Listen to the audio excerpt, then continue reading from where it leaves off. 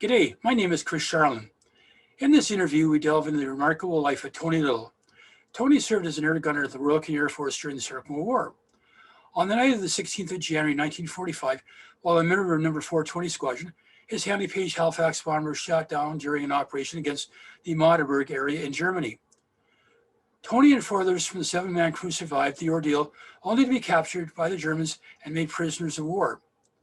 In his later years, Tony would go on to become the president of the Ottawa branch of the Royal Canadian Air Force Prisoners of War Association. Tony was also very involved in the recovery of Halifax NA337 in Norway and LW682 in Belgium. He was also a great help in timekeepers by arranging interviews with fellow ex-POWs during various reunions. The excitement is building as the dream is beginning to take shape. Once again, Carl returns to London. This time he is joined by Tony Little as they visit Stonefall Cemetery in Harrogate, England. The sacrifice is, it's almost stunning. It's hard to comprehend because you've got to start thinking about numbers, and this is only a small part. When you stop and think of when you go to church on Sunday and you hold about 500 people in a church that is packed, and then stop and think of all those people at one crack winding up here. These are stones that represent people, and damn fine people at that. Yeah, that's why I look at it too, because I know that when Canada mobilized and started building up their Air Force, that perhaps I'm a little biased. I'm very proud of our Canadian contribution, but this was the A-team. These were the best of the best. The fellows from your graduate class, the captains of your football teams, your champions of hockey, possibly guys that could have been in the NHL, things like that. These were the best, and this is the sacrifice they paid. Well, these people put their whole future on hold, their families, their education, their whole life. They put it on hold to come over and try and do what they could. And they were prepared and knew that this was a possibility, that they could wind up here. But it didn't deter them. They still came anyway. Yeah. Every one of the aircrew people that you see here are volunteers. No man was conscripted to be aircrew.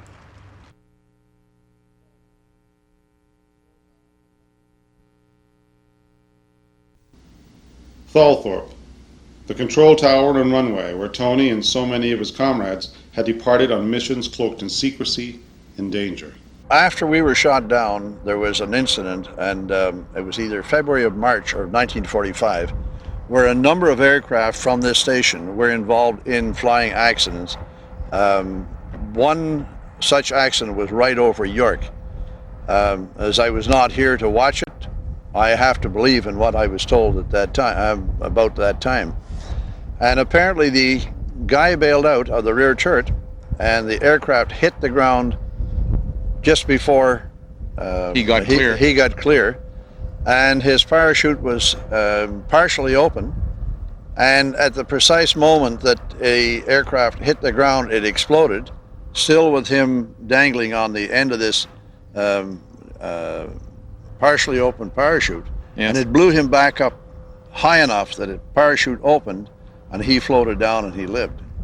Now, I don't know the chap's name, but that was the report that we got as one of the guys that was very lucky that day. Well, Tony, here we are on the runway. Geez, I'm looking out here, and what have we got? About 2,000 feet left of the old runway. And how long was it? Well, from end to end, it was approximately 5,000 feet.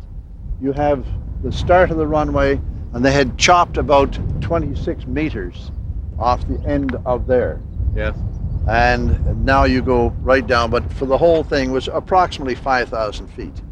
And you can see the width from side to side. Yeah, fairly big. It's a fairly big, and the Halifax got in the middle, stood on the brakes, put on some power, pushed it up, and as it started to lift the tail, they would take off down a runway with a full bomb load, which would consist of a variety of things, blockbusters, 2,000, 4,000, 500 pounders, incendiaries.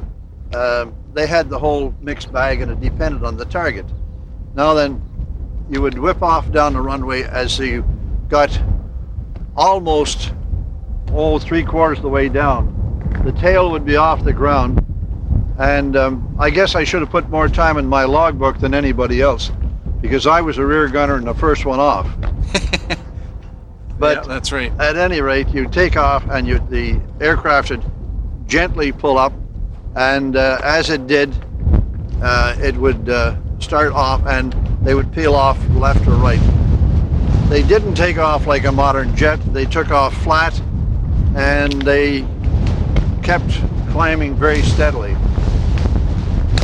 The power plants, and there were 4 of them, were Hercules, and it took all their power to get off.